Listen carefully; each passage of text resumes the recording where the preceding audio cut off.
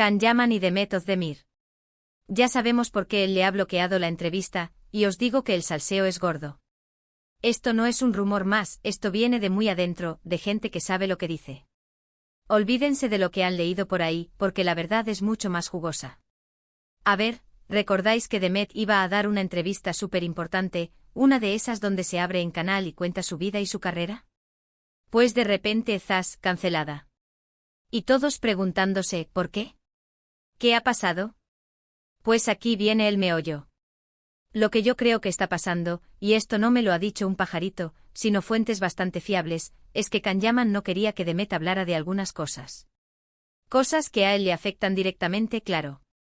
Porque seamos sinceros, cuando Demet habla, cuenta su verdad, y su verdad de la relación que tuvo con Can, pues tiene que haber detalles que a él no le hagan gracia. Muchos dicen que es por celos, que Can sigue coladito por ella. Y sí, de que haya algo de eso, ¿quién no ha tenido celos alguna vez? Pero yo sospecho que va más allá. Can Yaman está en un momento de su carrera donde se está reinventando, ¿verdad? Está intentando dejar atrás la imagen de telenovela y apuntar más alto, a cosas más internacionales. Y que Demet, que es una superestrella en Turquía y cada vez más conocida fuera, venga a contar su versión de la historia de ellos dos, pues le puede fastidiar el plan. Imaginen el titular: Demet Özdemir cuenta los secretos de su relación con Can Yaman. Uf. Eso vendería un montón, sí, pero para él como que no le conviene.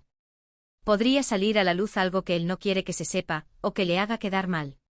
Quizás haya cosas de su comportamiento que ella cuente y que él prefiere que queden en el pasado. Y no es solo eso.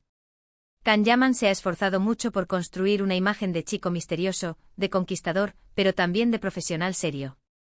Si Demet en esa entrevista se pone a relatar anécdotas de cómo eran en privado, o discusiones, o cualquier cosa de ese estilo, eso desmorona toda esa imagen que él está intentando cuidar ahora.